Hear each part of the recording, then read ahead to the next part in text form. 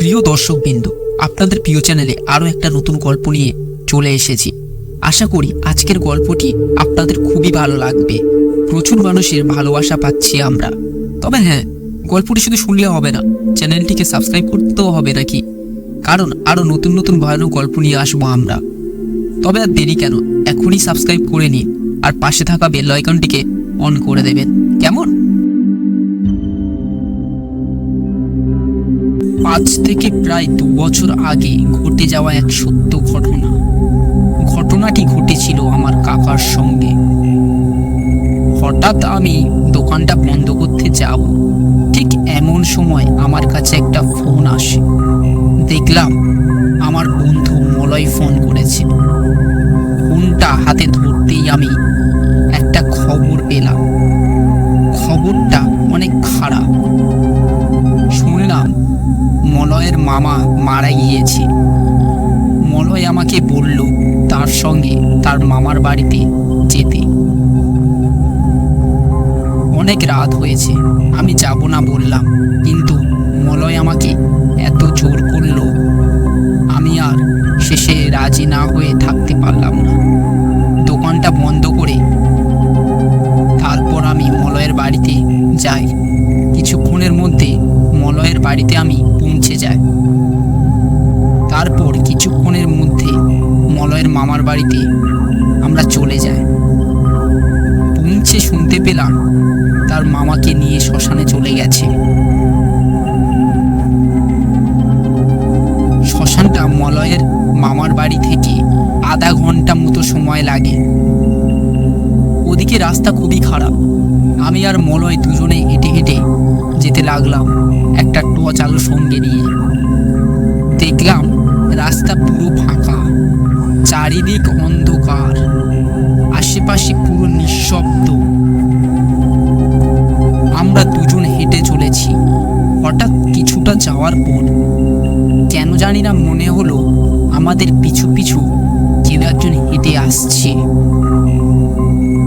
আমরা সঙ্গে সঙ্গে পিছনের দিকে ফিরে তাকাই। দেখলাম কেউ কোথাও নেই। আবার আমরা সামনের দিকে চলতে শুরু করলাম। এর কিছুটা যাওয়ার পর আবার সেই পিছু পিছু হেঁটে আসার শব্দ আমরা শুনতে পাই। আমরা ফের পিছনের দিকে তাকাই। দেখলাম কেউ কোথাও নেই। আমরা দুজন ভাবতে লাগলাম কি হচ্ছে এসব আমাদের সঙ্গে। হঠাৎ সামনে ফিরে দেখি একটা 6 থেকে 7 বছরের বাচ্চা মেয়ে কিছুটা দূরে রাস্তার পাশে গাছের গুঁড়ির উপর মাথা নিচু করে বসে রয়েছে। আমরা দুজন সেটা দেখে হঠাৎ চমকে উঠি।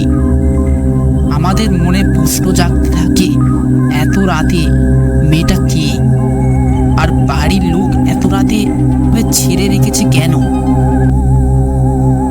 আমরা মেয়েটির কাছে যাই। তারপর কাছে গিয়ে মেয়েটিকে আমরা জিজ্ঞাসা করি, এই মেয়ে, এত রাতে এখানে কি করো? সে কোনো কথা বলল না। হঠাৎ মেয়েটি কাঁদতে শুরু করল। আমরা আবার জিজ্ঞাসা করলাম, এই মেয়ে, কাঁদছিস কেন? তোর বাড়ি কোথায়? হঠাৎ মেয়েটি আমাদের দিকে মাথা উঁচু করে তাকাল। মেয়েটিকে দেখে আমরা নিজেকে আর ঠিক রাখতে পারলাম না। দেখলাম মেয়েটির মুখ পচা, গলা দুঃশৃঙ্খল, তার চোখ বিকট, তার চোখ থেকে লাল রক্ত ঝরছে এবং আগুনের মতো কেমন যেন দাউ দাউ করে জ্বলছে।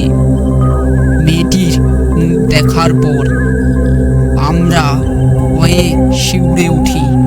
সারা শরীর ভয়ে ঠান্ডা হয়ে যেতে শুরু হলো আমাদের। হঠাৎ দেখলাম সেই মেয়েটি আর সেখানে নেই।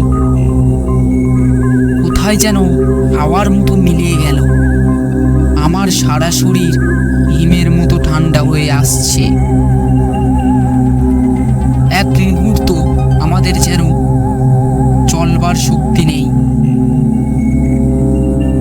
কোনো রকমে নিজেদেরকে শক্ত করলাম আমরা, আর এক মুহূর্ত ওখানে না থেকে আমরা দুজন খুব জোরে দৌড়তে শুরু করলাম। আমরা দুজন দৌড়াতে দৌড়াতে তারপর অনেকটা দূর চলে আসি। দেখলাম কিছুটা দূরে মলয়ের মামার বাড়ি, আর তারপরে আমরা সেখান থেকে বাইকটা নিয়ে আমরা বাড়িতে চলে আসি। আজ আমাদের গল্পটি কেমন লেগেছে তা অবশ্যই জানাবেন। আজ গল্পটি এতটুকুই। আশা করি গল্পটি আপনাদের ভালো লেগেছে।